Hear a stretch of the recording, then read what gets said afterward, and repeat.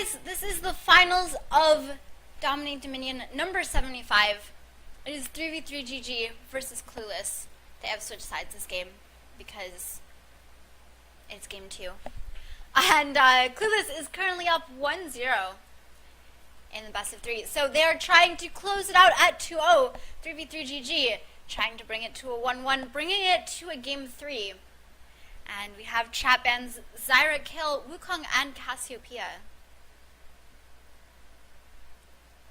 Hi, HaIfhearted. Oh, hi, sorry, I was sort of zoned out there.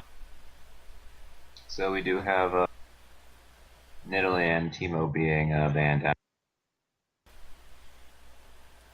Nidalee just, I mean, she's just so incredibly powerful, no one wants to deal with her. Huge poke, huge zone control. Teemo, everyone hates Teemo. Teemo's banned. He does a similar job to Nidalee, just with more annoying. Kha'Zix banned out, one of the strongest assassins in the game, Jarvan. We've seen Jarvan already, we all know it, he's strong. And no last ban there from Clueless. Oh, just kidding, there's still one more ban. You know what? Yeah. So Cassiopeia was banned by 3v3GG. The bans are not in order of who banned which. I see Jayce being banned out by 3v3GG. Yeah, Jayce, pretty strong champion. They're going to first pick Pantheon, I'm pretty sure. I wouldn't necessarily bet on that. We'll see though.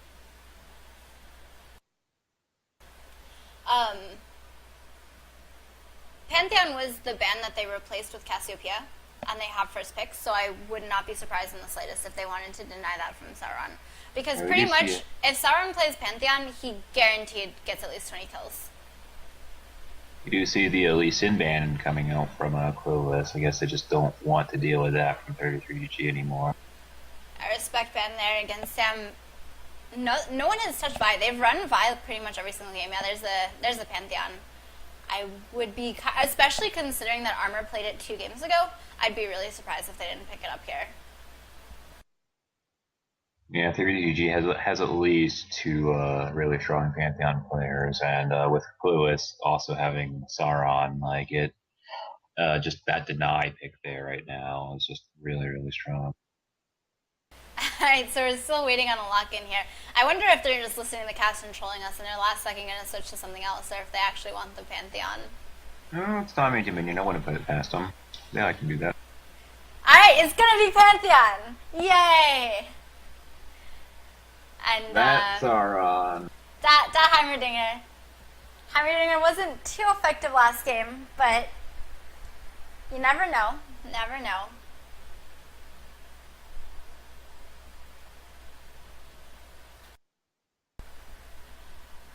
I don't expect Lissandra again out of 3v3GG.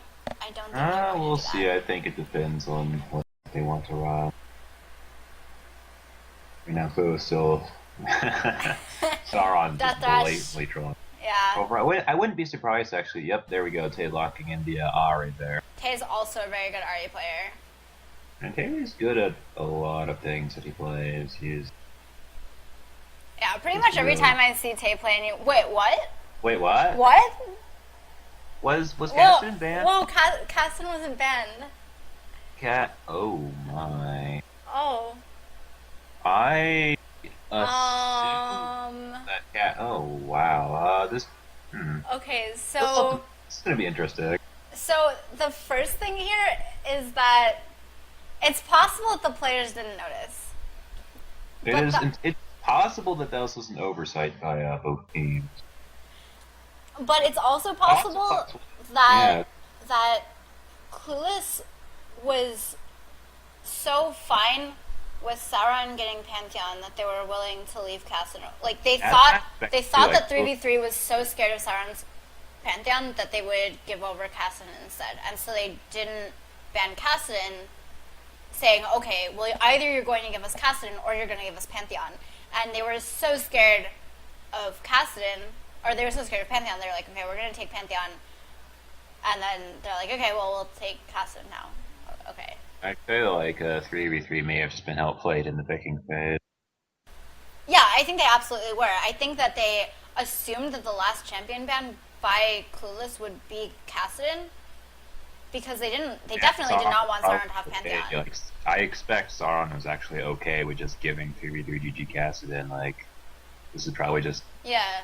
uh, As like if he can get Pantheon, who cares if they give over Kassadin? So. I do see Parker's highlighting the Urgot and Baby Pop highlighting a Janna. That's not what I would have expected. I do expect it. I'm not actually certain. It could be Baby Pop picking a Janna for Wolfer. Wolfer has done the whole AP Janna bot lane before. And I wouldn't be surprised to see him go do that again. And it also could be a Janna's very effective at just keeping things off for teammates, and with the Pantheon, Darius, Elise dive team, I could see that being very effective. There's so much mobility on Clueless right now. Obviously, you have Kassadin+Ahri, and then having the Janna passive on top of that.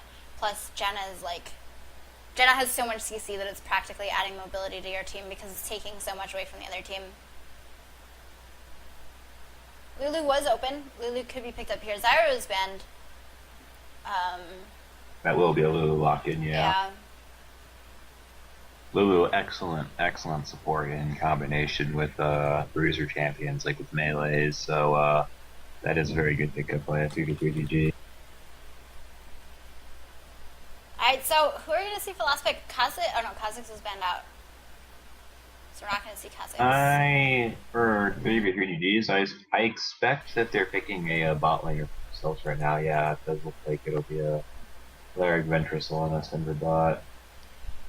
Not Syndra, the Lissandra. Yeah, I don't think he had that strong a game on Syndra last game. He missed a lot of stuns, and if he had hit every single stun, he might have been able to do a lot better in the bot lane. So I'm glad that they're not sticking with the Syndra pick and instead moving to something else. Especially because RA does pretty well against Syndra, I feel. Now Clueless is picking up their counter pick for bot lane right now, and it does seem as the Wolfer will be giving Baby Pop that Zed.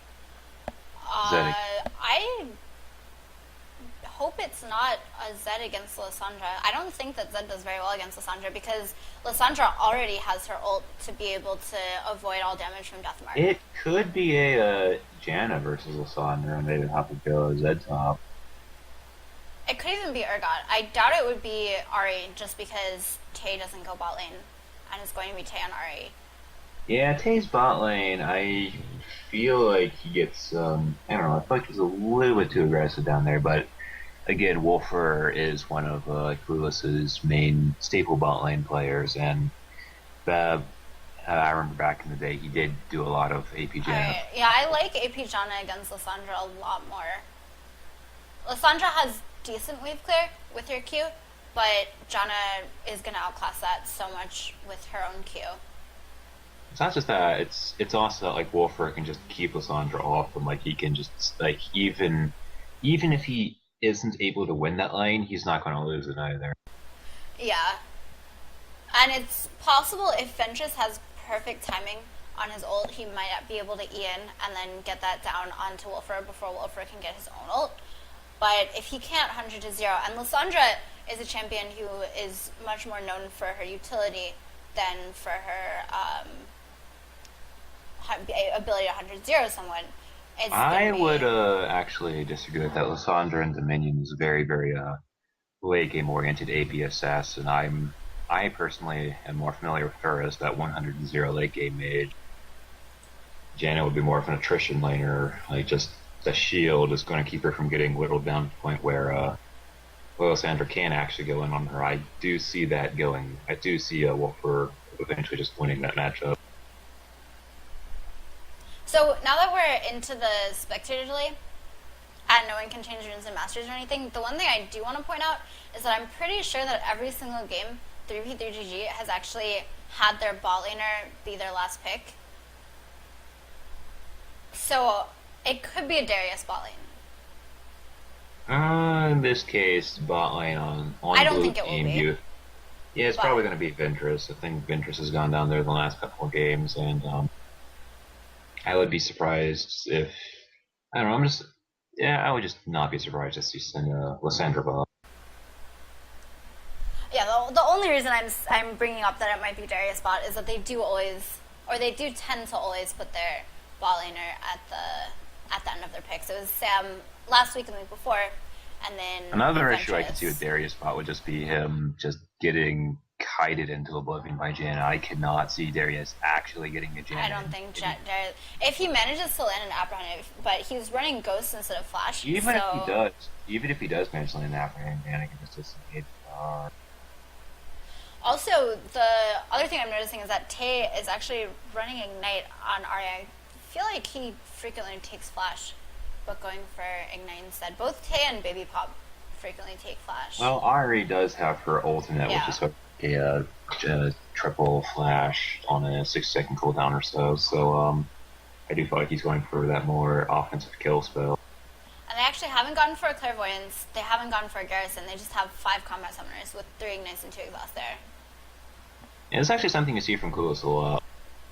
Like one thing you may have noticed in like recent weeks, that Clueless does not take Garrison. They would rather have those mass exhausts. They'd rather have the Ignite. They'd rather have the CV than they would Garrison. And they just try not to fight 1 points. They fight in the jungle. They fight anywhere there where they don't have to worry about the Garrison. Yeah, and they have really good map movement and map control, so they're able to force the fights where they want them to be. They don't need to have those Garrisons. But, alright, so we've talked about bot lane a lot, and we talked about summoners a bit. How about the windmill fight? How do you see that going? I am very interested because I expect 3v3G will have the early advantage, like Pantheon, very strong early game champion, and Lulu, Elise needs a couple levels, but more importantly, on Clueless, Kassadin+Ahri, Zed, those are all very late game oriented champions. Clueless does not have much in the way of poke. They don't have much in the way of like early dueling. I just see.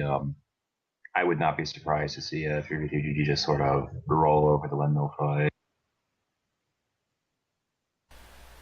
Yeah, and especially because they were able to do so well in the windmill fight last game. Definitely something that they've improved quite a bit in their time playing in this tournament. Yeah, we see Clueless. Early game, I do see 3GG having the upper hand, but late game, like Clueless does have the cast. Like they have the Kassadin, they have like Zed, they have. And like Janna is not going to lose the bot lane to a 1v1 anything on 3v2GG. So Clueless has a very, very solid, very scary late game lineup, and if they can just blast the game out, I do feel as though 3v2GG is going to be just really on the road. Hey there, sorry to cut you off, Rheingold and HaIfhearted, but it looks like a little bit of the VOD here is missing.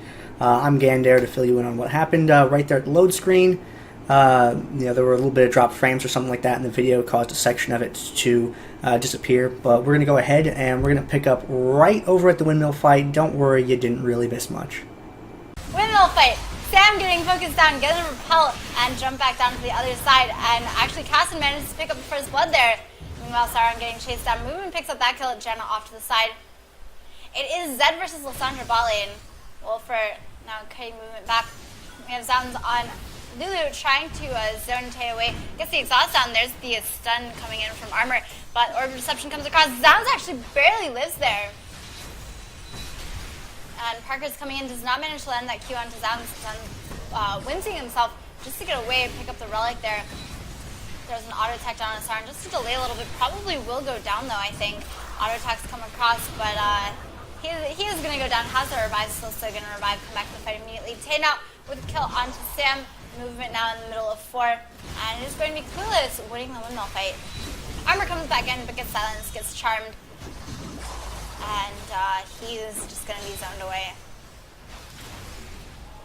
Down bot lane, we do see Baby Pop with putting a lot of early aggression, early damage down on Ventress. Ventress being forced to pop Ignite just to chase him away. Yeah, so that matchup going a lot better than I expected it to. Lissandra does not do that well against Zed. Sorry, Lissandra does very well against Zed. because she's able to invulnerable the death mark. And she actually managed to pick up the kill and got level 6! She got level 6! Baby Pop underestimating the creep wave there and just getting blown up by minions. Yeah, and Ventress managed to hit level 6, so he got the invulnerable, so he didn't take any damage from that ignite during those 2 seconds. On the other side, Clueless is winning the fight here, though. Yeah, level 6 Kassadin, that's gonna spell trouble. He is almost out of mana right now, so that's something. Nope, the Chalice plus the mana or relic just boom. Does picking up, like, does having a Chalice increase the amount of mana that you get from... It does, actually. It increases does? mana regeneration from all sources, if you saw But there. that's not, like, regeneration, right? That was like a 50%. He just got 50% of his mana back from a single relic. Damn. Because Chalice plus Skillable Aura. It's a lot of... So it amplifies relics, it amplifies mana potions, it amplifies every single source of mana regeneration that you get.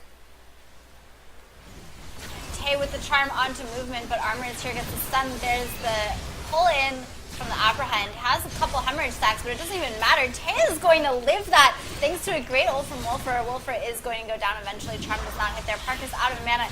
Movement now going to go down to Zyra. And Zyra Rift walking out because he is casted and he can do whatever he wants. Still actually has a couple seconds on Rift Walk and the Repel comes in. And I'm sorry, Kassadin sucks. And we do see Tay hanging around seeing if he can just do anything. Alright, so Ventress picking the speed art, then gonna go back bot. Does not have ult right now. Baby does have ult, so it's gonna be a little bit difficult for him. Brutalizer picked up by Zed, adding to his damage a little bit. Gonna go in, but no death mark there. Just forces the glacial path out. I think he's just trying to bait out cooldowns from Ventress right Yeah. now. You notice how Bebe saw that Ventress had the storm buff earlier, and he was just backed off and he waited till that went away before he went in. Alright, so And, just a little bit of motion in the middle of the map. Really, neither team doing too much. It is a 3-cap right now in favor of 3v3, but honestly, Clueless scales so well into late game that they might just want to be playing a little bit passive until they can gain passive experience. But Charm comes in after the silence. It is the ult from Ventress, but they're going to be able to pick up the kill. we do see 3v2 GG heading mid in response to Clueless heading bot. And they try to assassinate Ventress. Glacial Path. Ignite! One more tick! He goes down on the steps back to his well. Poor Lissandra. But they were able to pick up the quarry. And with that, the quest objective actually also.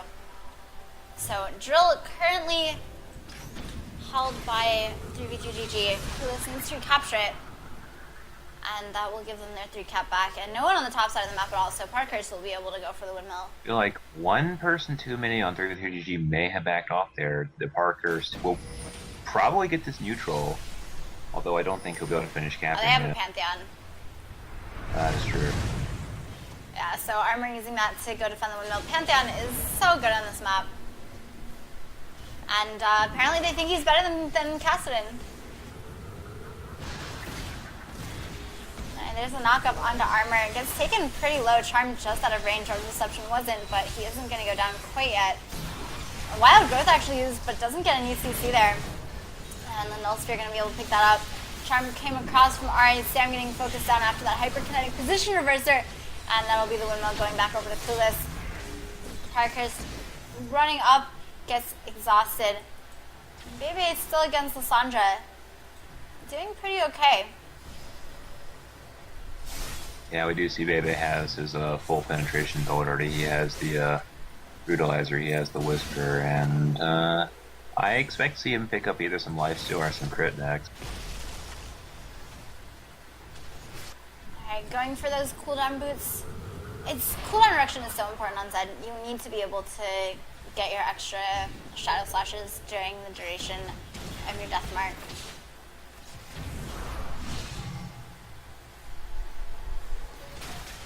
And again, both teams just sort of resetting here. Armor with the stun there onto Parkhurst gets knocked up by Janna and gonna go down. Kassadin picks up that kill. Sam does not manage to land the cocoon. Going into spider form, wanted to get the repel off, and it would have meant his escape, but it was just not quite in time. One more auto attack, good poly, but the force pulse is going to be enough. And actually the ult onto movement almost caused movement to be able to get away, but then he ran back into the fight trying to get the kill on the Wolfer, and ended up going down for his attempt. Baby does go down to Ventress, and he's going to be able to glacial path out.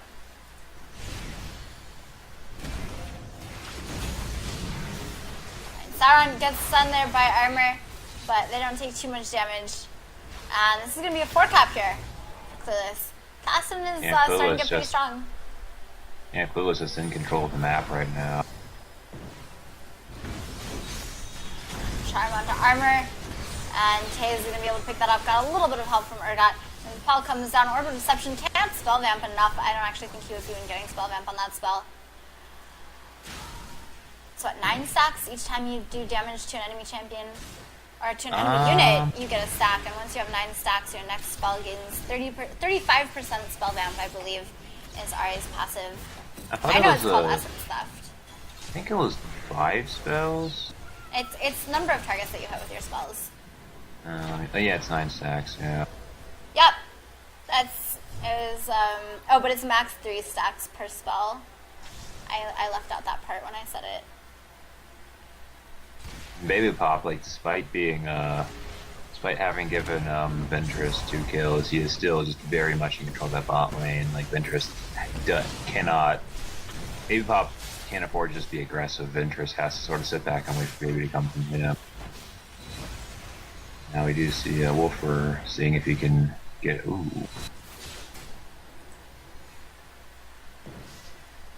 Alright, so looks like they will be able to reclaim the refinery here. But it's at the cost of the quarry, because Tay is just basically in the summoning platform practically. On the ramp to anyway. I'm gonna take a laser shot there. Cheeky. But they picked up the quarry, so points traded 1-for-1. Deathmark onto armor. He did actually W forward. Janna helping Zed to pick up that kill. Sauron going top. Force Pulse does not quite do enough damage to Sam in time. And so the windmill is going to be captured. So it's once again a 3-cap, but Lulu's about to pinch off, or about to get pinched off here. Wolfer ulting there to get out. Pantheon dropping in. Sauron gonna Rift Walk out. Meanwhile, Baby Pop again onto Ventress. Baby Pop is absolutely in control of this lane at this point. In general, Zed should do well against Lissandra, but right now there's nothing that Lissandra can do. I mean, Lissandra should do well against Zed, but Baby Pop is doing a great job of playing this. Well, that could just be a Summoner's Rift lane thing in Dominion. I can definitely see Zed have it. Like, Zed would definitely have the early advantage due to just his nature as an AD scaling champion, and he does have his Hex Drink already, so we do see that Baby is just built against the Lissandra burst. Late game, yes, I can see Lissandra just chunking down. Ooh. Oh, Wolfer. A lot of damage from that Q. He has a good amount of AP with that super blasting one on top of that. And Pantheon is going to get focused down. BFT comes out from Tay, and he should be able to almost pick up a double kill unless his team KSs everything from him. You know. GG. Unless his team KSs everything from him. And Ventress is not going to go down to that death mark because he has the Wiglets, but he is going to go down to that Shadow Slash afterwards. Maybe just doing an excellent job in that matchup. He has enough life steal to stay healthy throughout any of the Qs that may hit, and now he's just wow. Yeah, the CC chain is slow. You get charmed by Tay, you get knocked up by Janna. A great charm there. Good lead on to Zounds, and it allows Wolfer to finish the neutral. Howling Gale wasn't even necessary. They're going to be able to capture this. And with the BFT onto movement there, that's going to be a free 4-cap. And we do have Ventress on the quarry right now, so they're not going to quite be able to pick up the quarry, but a pretty free 4-cap here for Clueless. I don't know if we can blame this entire thing on the Kassadin though, in fairness. Yeah, I mean, just Clueless in general just had a really, really strong team composition. Yeah. They have a triple assassin comp, basically, plus a Janna, and then an Urgot. So you have Janna boosted Urgot, just very dangerous. yeah. Urgot's lack of escape is just offset by Janna's ability to just massively peel enemies. Yeah, Janna makes you not need an escape. And then Deathmark onto Ventress there, and that's probably going to proc for a kill. Super minion, or not super minion, what is it called? A siege minion? I know that they have a different name for those big minions, but that did eat a laser shot, but it's a 5 cap, or 4.5 cap, because minions did finally get that boneyard. But 4.5 cap here for Clueless, and that's going to be Nexus going down. And Kassadin, guys! Kassadin has a 50% win rate in DominateDominion finals. Depends on what your opponents get as a trade-off. And oh wow, looking at the damage of champions, we just see Teemo wrecking on Alright, damage dealt to champions. Yeah. Kassadin close behind. Everyone on Clueless actually with more damage than everyone on 3v3GG. And the thing is that when you have a comp that's so late game and you're able to win the windmill fight, you're just gonna snowball so hard. Yeah, it's just Clueless had just really strong team comp, really strong team play, and they had the late game comp, and more importantly, they had overlay. There you go. Alright, you can actually see it now. Yeah, and if you look at the Clueless team comp, they did have like the Urgot Janna for like a bit of early game power too, so it's not like they were able to like Urgot Janna very much mid game. Mid game also when Ahri starts to scale in, so they weren't like completely helpless. Like they weren't like a complete late game comp. They did have enough mid game to start coming into their own, and the fact that they were able to do so well early on just sort of sealed 33GG's fate. Alright, so that is going to conclude the broadcast for the day. Congratulations to Clueless on yet another first place finish. And I am just randomly talking to try and find. Alright, so I'm supposed to send you over to this stream, twitch.tv/riseupgaming. What's that? I'm not sure, but Feedsky said that I should send you over there, so you guys should go check out that channel. They're doing a charity event with a ton of giveaways tonight, and when you go over and join, you should type #Dominion in the chat when you get there.